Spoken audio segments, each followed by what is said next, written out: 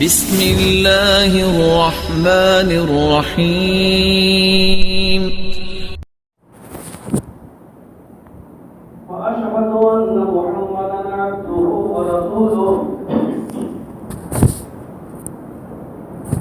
أما بعد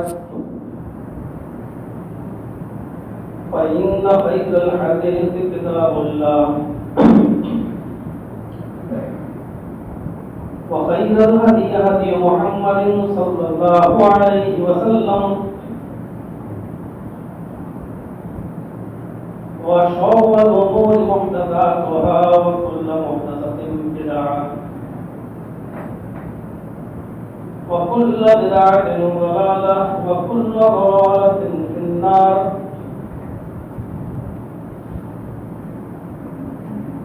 أعوذ بالله من الشيطان الرجيم. بسم الله الرحمن الرحيم. يا أيها الذين آمنوا لا تلهكم أموالكم ولا أولادكم عن ذكر الله ومن يفعل ذلك فأولئك هم الخاسرون.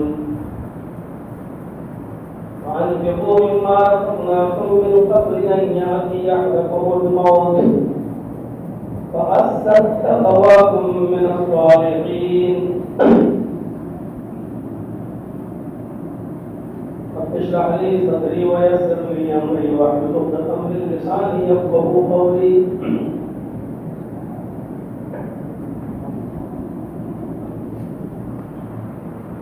حاضرین جمعہ جامع مسجد اطراف و اطناف سے آئے ہوئے معزز سامعین، گزشتہ جمعے کو میں نے قرآن کریم کی سورہ منافقون کے دوسرے رکوع سے ہی آیات کی تلاوت کی تھی، اور یہ بتانے کی کوشش کی تھی کہ انسان مرتے وقت جب اس کی روح قبض ہوتی ہے اس وقت اس کی سب سے بڑی خواہش یہ ہوتی ہے کہ وہ صدقہ اور خیرات کرے،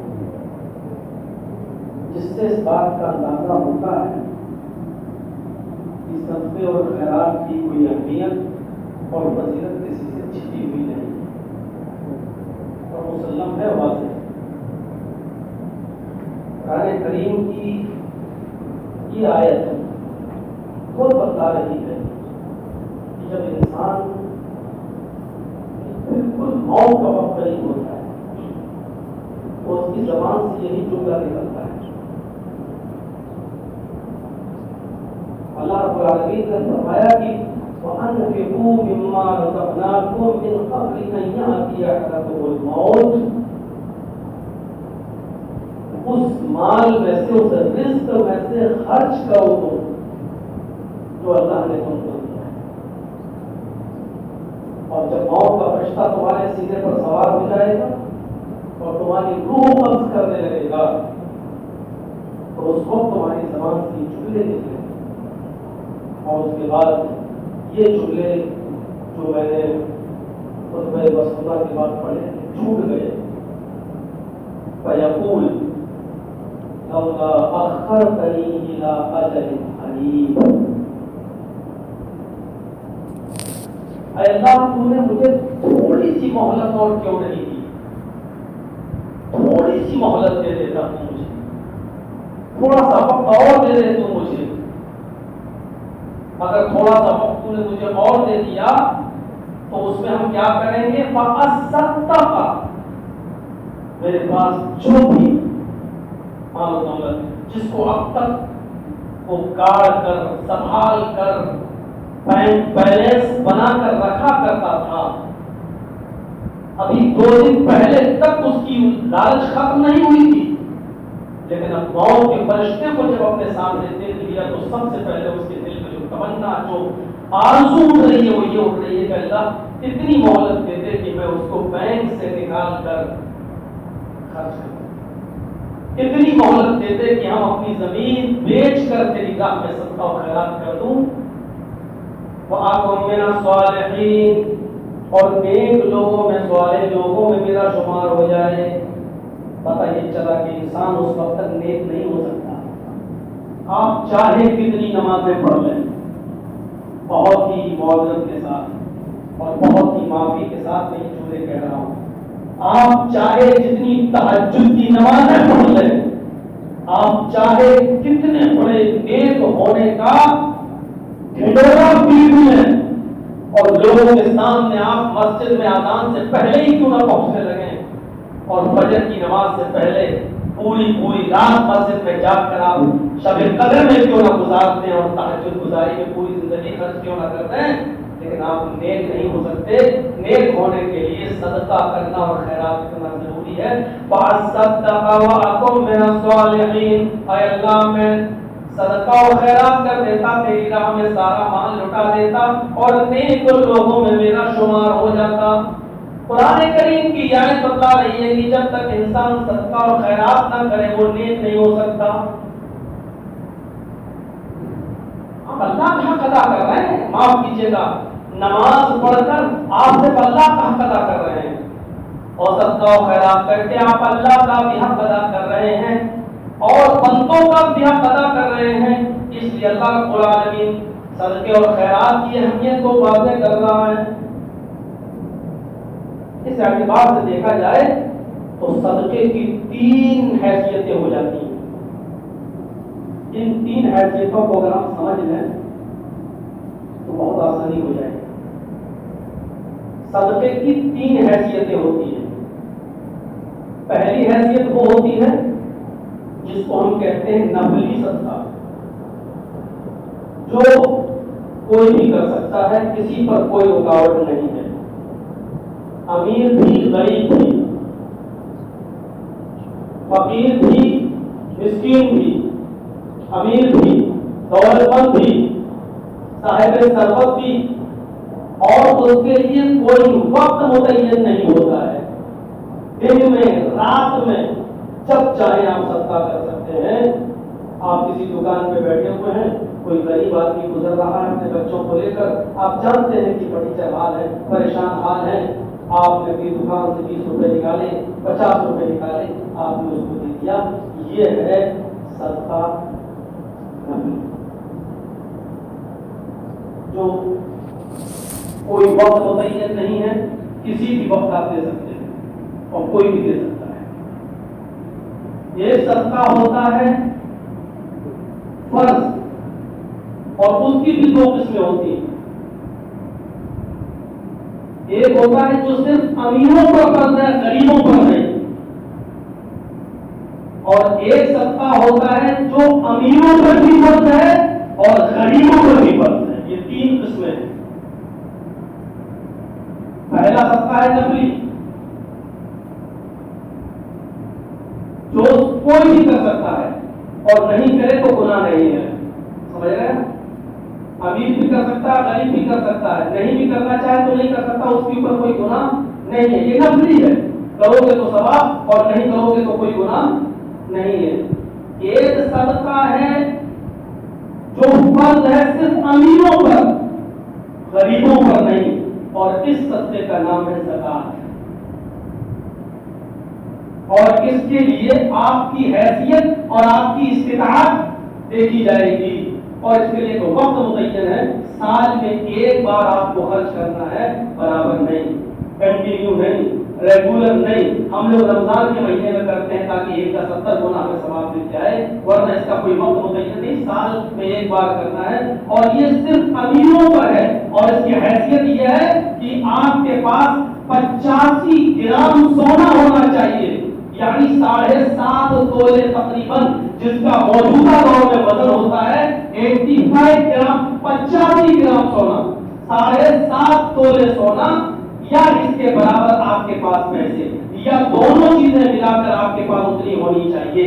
یعنی آپ کے پاس 7.5 تولے سونا تو نہیں ہے, لیکن آپ کے پاس صرف 3 تولے سونا ہے, لیکن 4.5 تولے سونے کا پیسہ آپ کے پاس ہے جس کے آپ مالک ہیں, اور اس کو 1 سال گزر چکی ہے, تو 4.5 تولے سونے کا پیسہ اور 3 تولے سونا, یہ 7.5 تولے سونے کے برابر ہو چکا ہے. اب آپ کے اوپر زکات فرض ہو چکی ہے, جو آپ کے امیروں سے لی جائے گی اور غریبوں پر خرچ کی جائے گی. اور یہ آدمی اگر نہیں دے گا اور 1 روپیہ بھی اگر اس میں سے اس نے بچایا تو اللہ کے یہاں اس کا جواب دے ہوگا. 52 تولے چاندی یا ہے, ضروری نہیں کہ آپ کے پاس 7.5 تولے سونا ہو. 52 تولے چاندی بھی اگر ہے, یا آپ کے پاس صرف 40 تولہ چاندی ہے لیکن 12.5 تولے چاندی کا پیسہ ہے, اور اس پیسے کو 1 سال گزر چکی ہے, تو آپ کے اوپر زکات فرض ہو چکی ہے. آپ کے پاس 1 تولہ بھی چاندی نہیں ہے لیکن 52 تولے چاندی کا پیسہ ہے, اور اس پر 1 سال گزر چکی ہے, تو آپ کے اوپر زکات فرض ہو چکی ہے. یہ صدقہ ہے, اور یہ زکات اسی کو زکات کہتے ہیں جو صرف امیروں پر فرض ہے, غریبوں پر نہیں. جس کے پاس 52 تولے چاندی یا اس کے برابر پیسہ نہیں ہے تو اس کے اوپر نہیں. اور ایک صدقہ ہوتا ہے جو امیروں پر بھی ہے, اس کو غور سے سنیے گا. ایک صدقہ ہوتا ہے جو امیروں پر بھی فرض ہے اور غریبوں پر بھی فرض ہے. آپ کے پاس کچھ بھی نہیں ہے پھر بھی آپ کے اوپر وہ صدقہ فرض ہے. آپ چاہے شہر کے رہنے والے ہو, چاہے گاؤں کے رہنے والے ہو, امیر ہو یا غریب ہو, اور اتنا ہی نہیں, آپ چاہے چھوٹے ہوں یا بڑے ہوں, وہ فرض ہے آپ کے اوپر. اگر آپ خود مالک نہیں ہیں تو آپ جس کی ملکیت میں ہے وہ اس کا مالک ہے. اور اس صدقے کا نام ہے صدقۃ الفطر, جو رمضان کے روزوں کو قبول کرنے کے لیے دیا جاتا ہے. یہ کیا ہے صدقۃ الفطر؟ یہ امیر کو بھی دینا ہے, غریب کو بھی دینا ہے. مان لیجیے میں غریب ہوں, میرے پاس ہے ہی نہیں, میرے فیملی میں 5 ہیں, میاں بیوی 3 بچے, تو ہمارے اوپر بنتا ہے 2.5 کلو کے حساب سے 12.5 کلو. ہمارے پاس نہیں ہے 12.5 کلو, تو ہم غریب ہیں, دوسروں سے لیں گے لیکن دینا ہمیں بھی پڑے گا, دینا ہمیں بھی پڑے گا.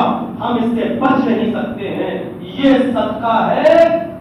اسی صدقے کا احساس دلاتا ہے ہمارا قرآن, ہماری حدیث, ہماری شریعت, ہمارے نبی جناب محمد رسول اللہ صلی اللہ علیہ وسلم. وہ یہ بتانا چاہتے ہیں, ہماری شریعت یہ بتانا چاہتی ہے کہ دوسروں کی ہمدردی, غریبوں کی ہمدردی اور غریبوں کی مدد اسلام میں اس حد تک ہے کہ تم غریب ہو, غریب ہونے کے باوجود بھی دوسرے کا چولہا چلنا چاہیے, اس کے لیے تم بھی پابند ہو.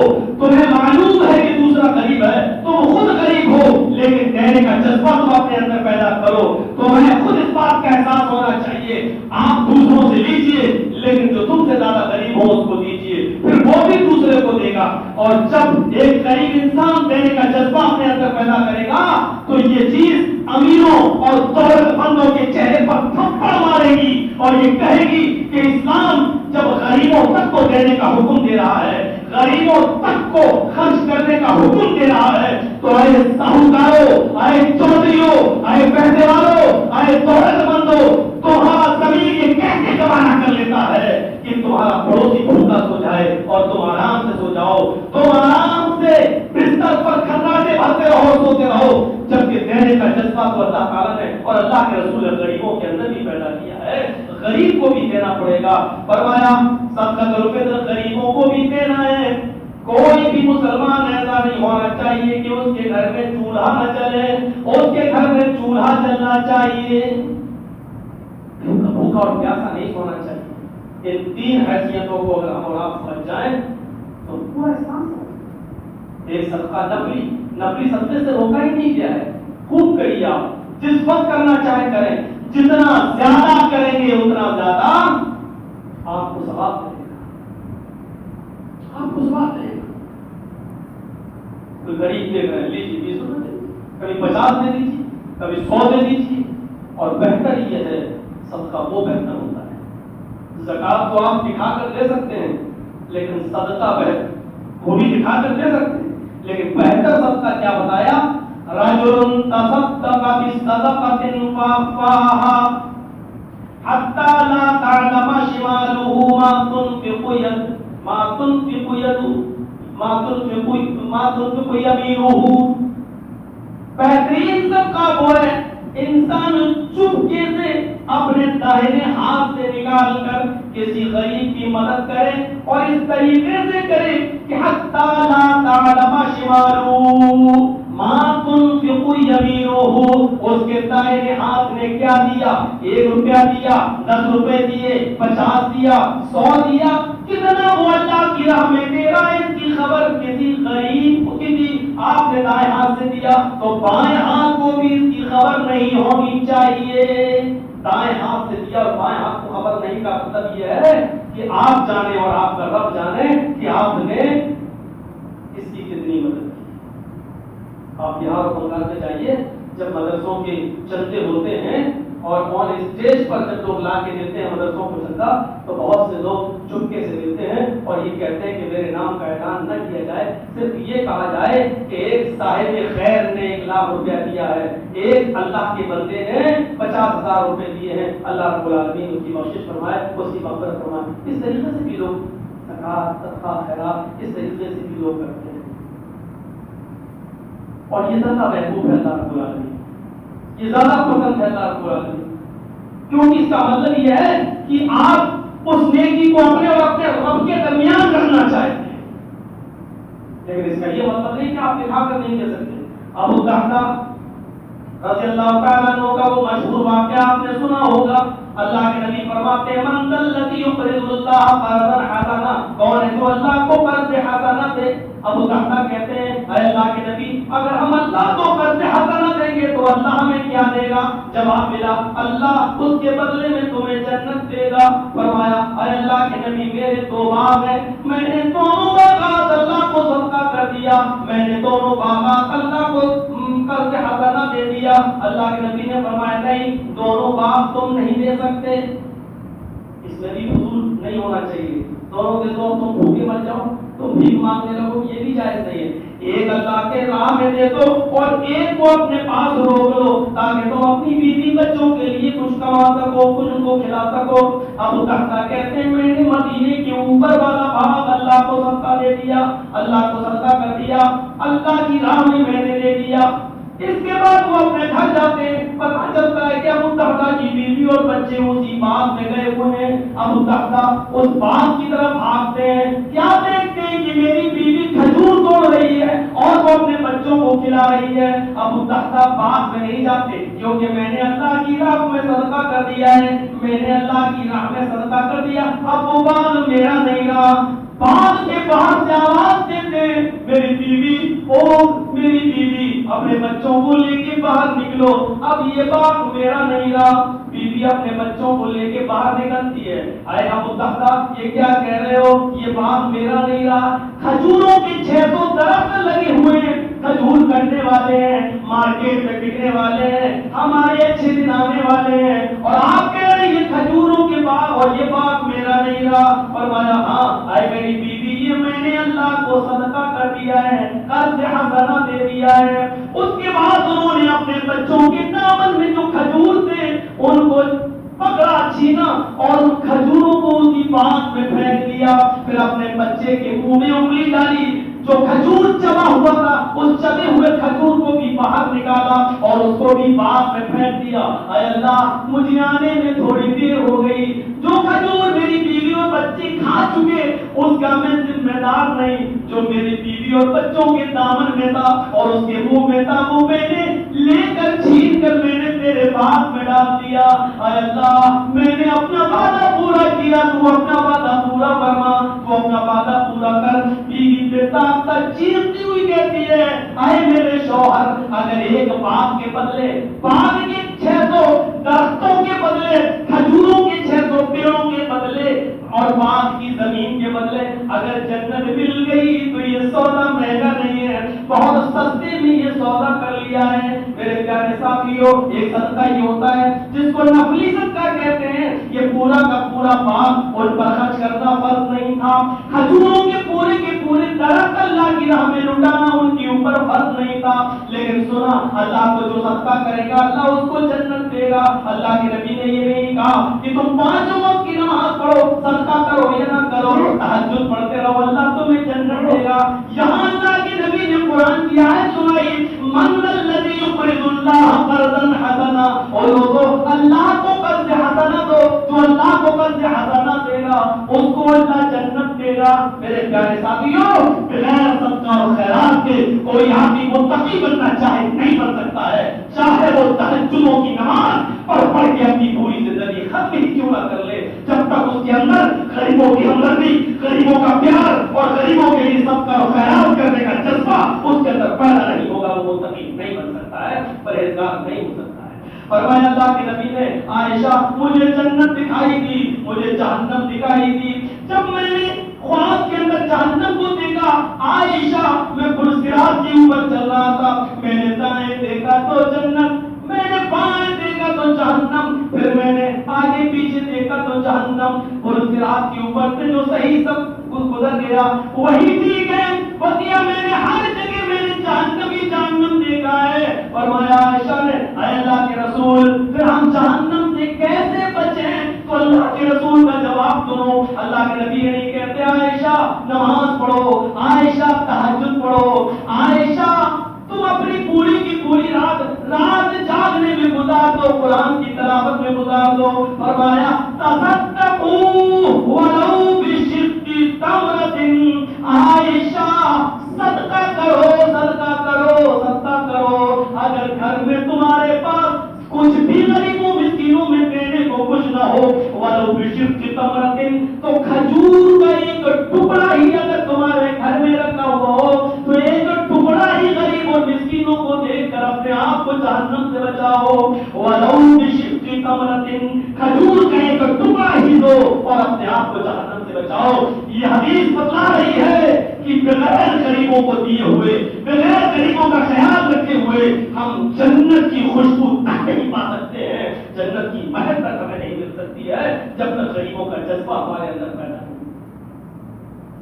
اسلام تو خرچ کرنے کا جذبہ پیدا کر رہا ہے. یہ حرص ہمارے اندر کہاں سے آ گئی ہے, یہ حرص ہمارے اندر کہاں سے آ گئی ہے کہ بھلا کے گھر میں کیا پک رہا ہے, وہ ہم سے اچھا کیسے کھا رہا ہے, وہ ہم سے اچھا کاروبار کیسے کر رہا ہے, وہ ہم سے اچھا آگے کیسے بڑھ رہا ہے, اس کو اتنی ترقی کیسے. ارے اسلام کے اندر تو دوسروں کے لیے اپنی جان دینے کا جذبہ بتایا گیا ہے, دوسروں کے لیے اپنے آپ کو لٹانے کا جذبہ بتایا گیا ہے. یہ حرص اور یہ ناچ ہمارے اندر کہاں سے پیدا ہو گئی ہے, یہ ہمارے سمجھ سے باہر ہے. میرے پیارے ساتھیوں یہ چیز ہمیں اور آپ کو غور کرنے کی ہے, غور کرنے کی ہے اور سوچنا چاہیے.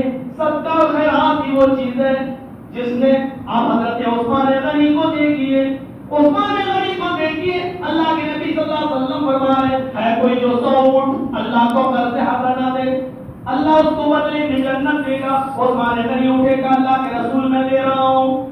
آپ نے کہا عثمان 100 دے چکے, کوئی اور ہے جو 100 اونٹ دے دے. عثمان پھر اٹھے کہ اللہ کے نبی میں 100 اور دے رہا ہوں. آپ نے کہا عثمان 200 دے چکے ہیں, کوئی اور ہے جو 100 اونٹ اللہ کو قرض حسنہ دے. پھر عثمان اٹھے کہ اللہ کے نبی میں 100 اونٹ اور دے رہا ہوں. اللہ کے نبی کہتے ہیں عثمان بس تم 300 دے چکی ہو, اب یہ حکم تمہارے لیے نہیں ہے, تمہارے علاوہ عثمان کے علاوہ کوئی اور ہے. چوتھی بار عثمان اٹھے, پانچویں بار بھی اٹھے, اللہ کے نبی نے 7 بار اعلان کیا, 7 بار عثمان غنی اٹھے. اللہ کے نبی نے فرمایا اب نہ کہوں تو بہتر ہے, کیونکہ جتنی بار بولوں گا عثمان کے علاوہ کوئی کے اندر یہ جذبہ نہیں ہے. اللہ کے نبی فرماتے ہیں عثمان آج 700 اونٹ دے کر تم نے کتنا بڑا نیک کام کیا ہے تمہیں نہیں معلوم. ابھی آسمان کے سینوں کو چھیلتے ہوئے جبرائیل میرے پاس آئے اور فرمایا جبرائیل اے محمد صلی اللہ علیہ وسلم آپ اپنے داماد سے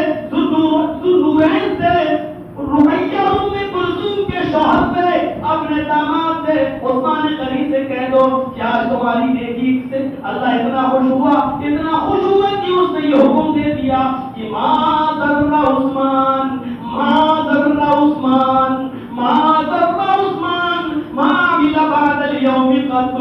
عثمان آج کے بعد اگر ایک نیک کام نہ کرے، آج کے بعد ایک بھی اچھا کام نہ کرے، آج کے بعد ایک بھی نیکی کا کام نہ کرے، پھر بھی اللہ عثمان کو جنت دے کر رہے گا، پھر بھی اللہ عثمان کو جنت دے کر رہے گا. یہ اللہ تعالیٰ نے آج حکم نافذ فرمایا ہے. آپ عثمان غنی سے کہہ دیجیے میرے بھائیوں صدقہ اور خیرات کی کتنی اہمیت ہے. اگر اس پر مستقل تقریریں کی جائیں تو میرے بھائیوں مہینوں گزر جائیں گے، مہینوں لگ جائیں گے، کیونکہ غریبوں کا سب سے بڑا ہمدرد اگر کوئی مذہب ہے تو وہ اسلام ہے، جس کے اندر آج اسلام یہ تو جھمیلے ہم نے پالے.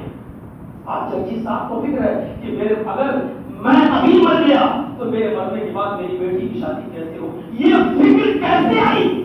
ہم مرنے سے اس لیے کر رہے ہیں کیونکہ میرے مرنے کے بعد میری بیٹی کی شادی کیسے ہوگی، میرے بیٹوں کا کیا ہوگا. میرے بھائیوں انہی سب فکروں سے تو اسلام نے آزاد کیا تھا. اسی لیے تو اسلام نے جہیز نام کی کوئی چیز ہی نہیں تھی. اسلام نے اسی لیے تو لینے اور دینے کو حرام قرار دیا ہے. اسلام نے اسی لیے تو ساری فکروں سے آزاد کر دیا ہے. وہ کون سا دور تھا کہ عثمان غنی عبداللہ ابن مسعود کے پاس جا رہے ہیں اور کہہ رہے ہیں کہ اے عبداللہ تمہارے انتقال کا وقت قریب ہے، اس مرض میں کوئی بچتا نہیں ہے، تمہاری بیٹیاں جوان ہو چکی ہیں، کم سے کم وظیفہ لے لو بیت المال سے.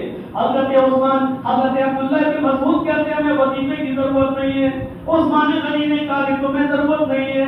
آج کل طلاق کا زمانہ ہے، ہو سکتا ہے کہ تمہارے داماد تمہاری بیٹی کو طلاق دے دیں، پھر تمہاری بیٹیاں گھر میں بیٹھی رہیں اور محلے والوں پر بوجھ بن جائیں. اس لیے جب بیت المال سے وظیفہ ملتا رہے گا تو کم سے کم وہ اپنے آرام سے کھاتی رہے گی. فرمایا آئے عثمان اپنا وظیفہ اپنے پاکٹ میں رکھو، اپنے بیت المال میں رکھو، مجھے بیت المال کے وظیفے کی ضرورت نہیں ہے اور مجھے اپنے انتقال کے بعد اپنی بیٹیوں کی بھوکمری کا بھی کوئی ڈر نہیں ہے، کیونکہ میں نے محمد رسول اللہ کو منبر پر خطبہ دیتے ہوئے سنا ہے کہ جس گھر کے اندر سورہ واقعہ پڑھی جائے گی، جس گھر کے اندر سورہ واقعہ پڑھی جائے گی، اس گھر کے اندر کبھی بھوکمری داخل نہیں ہوگی، اس گھر کے اندر کبھی فاقہ داخل نہیں ہوگا. اے عثمان اپنا وظیفہ اپنے پاس رکھو. میں نے اپنی بیٹیوں کو سورہ واقعہ سکھلا دی ہے، سورہ واقعہ یاد کرا دی ہے. میری بیٹیاں صبح اور شام سورہ واقعہ کی تلاوت کرتی ہیں، اس لیے مجھے اپنے انتقال کے بعد اپنی بیٹیوں کی بھوکا مرنے کا خوف نہیں ہے. یہ جذبہ ہمارے اندر کیوں پیدا نہیں ہوتا ہے؟ یہ جذبہ ہمارے اندر نہیں آ سکتا ہے. کیوں؟ کیونکہ ہمارے اندر یقین نہیں ہے، ہمارے اندر حرص ہے کہ ہم سے آگے کیوں بڑھ گیا ہے، یہ ہم سے اچھا کیوں کھا رہا ہے، اس کا بزنس اور اس کا کاروبار ہم سے آگے کیوں چل رہا ہے. اللہ رب العالمین ہمیں سب کو خلا کرنے کی توفیق عطا فرمائے. اے اللہ ہمیں فرض صدقہ یعنی زکات دینے کی توفیق عطا فرما، اور اے اللہ ہمیں نفلی صدقہ کرنے کی توفیق عطا فرما. اے اللہ ہمیں غریبوں کی ہمدردی ہمارے دلوں میں پیدا فرما دے، اور اے اللہ صدقہ کر کے ہمیں ہماری ایمان کو مضبوطی عطا فرما دے، اور اے اللہ یہی صدقہ ہماری نجات کا ذریعہ بنا دے. ہمیں زیادہ سے زیادہ راہ خدا میں خرچ کرنے کی توفیق عطا فرما، اور اس سے بھی زیادہ اللہ تو ہماری ٹوٹی ٹوٹی کمائی کو جو خرچ کریں تو اس کو قبول فرما لے. کچھ صدقے ایسے ہوتے ہیں میرے بھائیوں، انشاءاللہ پھر کبھی موقع ملے گا تو بتاؤں گا، جو صرف اسی شکل میں دی جا سکتی جس شکل میں بتائیں. جیسے صدقہ فطر ہے وہ آپ کلّا ہی دے سکتے ہیں، اس کی قیمت اگر آپ دینا چاہیں تو آپ نہیں دے سکتے. ہمارے یہاں بہت برا رواج چلا ہے کہ صدقہ فطر ہمارا 12.5 کلو گیہوں، ارے یہ ہم کیا دیں گے کسی غریب کو، ایسا کرو کہ ہمارے پڑوس میں غریب ہے اس کو پیسے کی ضرورت ہے اتنا پیسہ ہم لا کے دے دیں. جو چیز جیسی ہے ویسے ہی اللہ کے رسول کے زمانے میں بھی درہم تھے، دینار تھے، اشرفیاں تھیں، لیکن آپ نے غلہ دیا تو غلہ ہی دیا جائے گا. قربانی ہے 20,000 کا 15,000 کا بکرا ہے، آپ چاہیں کہ ہمیں غریبوں کی ہمدردی ہے، ہم قربانی نہیں کریں گے 15,000 دے کر کسی غریب کی مدد کر دیں، آپ نہیں کر سکتے ہیں. وہاں قربانی کرنا پڑے گی، کیونکہ جو جس شکل میں ہے ہمیں اسی شکل میں اس کو پیش کرنا پڑے گا. اللہ کے رسول نے ہمیں جو بتایا ہم نبی سے آگے نہیں بڑھے. یہ معصوم بچوں کو کھلانا پلانا یہ ہماری عقلی خرافاتیں ہیں. معاف کرنا، میں اس مسجد کے ممبر پہ کھڑے ہو کے بات کر رہا ہوں، یہ ہماری اپنی اٹکل بچو ہے. شریعت کے اندر معصوم بچوں کو کھلانے کا کوئی ذکر موجود نہیں ہے، غریبوں کو کھلانے کا ذکر موجود ہے. آپ غریبوں کے بچے ڈھونڈ کھلاؤ. معصوم بچوں میں تو امیروں کے بچے بھی آ رہے ہیں، معصوم بچوں میں غریبوں کے بچے بھی آ رہے ہیں. یہ آپ کی ذمہ داری ہے کہ آپ غریبوں کو ڈھونڈیں. امیر کا بچہ صدقے کا مال نہیں کھا سکتا ہے. امیر کا بچہ آپ معصوم بچوں کو کھلانا چاہیں وہ معصوم بچوں میں امیروں کا بچہ نہیں آ سکتا ہے. آپ غریبوں کو کھلائیے. सदका दें, कुर्बानी करके आप पूरा का पूरा गोश्त आप तकसीम कर रहे हैं, कर सकते हैं, लेकिन बेहतर ये कि पूरा का पूरा बकरा सदका कर दें। लो हम ये बकरा खरीद के लाए, क्योंकि सदके का माल जब हम खा नहीं सकते, सदके की बोटी जब खा नहीं सकते, तो बेहतर है कि पूरा का पूरा बकरा ही किसी को दे दें। तो मेरे भाइयों, ये जज्बा हमारे अंदर पैदा होना चाहिए। अगर हम इन सब पे बोलना शुरू करते हैं तो आप कहेंगे कि मौलाना साहब लो, अब तो मासूम बच्चों को खिलाना भी आपने बंद कर दिया। मैं बंद नहीं कर रहा हूँ, इटावे की सरजमीन पर बहुत से मौलवी मौजूद हैं। हमें एक दलील ही दिखा दे कि अल्लाह के रसूल ने कभी अपने घर में मासूम बच्चों को बुला के खिलाया। अब ये हम अगर खिलाते हैं तो हर्ज किया है, खिलाते हैं तो हर्ज किया है। फिर तो ऐसी मिसाल हो गई कि जोहर की नमाज 4 रकात फर्ज है, हम 6 पढ़ देते हैं, हज किया है। हम 8 पढ़ देते हैं, हज किया है। इस्लाम तुम्हारी और मेरी अकल पर नहीं चलता है, इस्लाम शरीयत पे चलता है। और शरीयत वो है जो मौलवी जजीज दे रहा है, वो नहीं। शरीयत वो है जो जनाब मोहम्मद रसूलुल्लाह ने दी है, वो शरीयत है। अल्लाह ताला जब तक हमें जिंदा रखे, इस्लाम से जिंदा रखे, और जब हमारा खात्मा हो तो ईमान पर हमारा खात्मा फरमाए। वमा अलैना इल्ला सलाम दुआ अल्हम्दुलिल्लाह।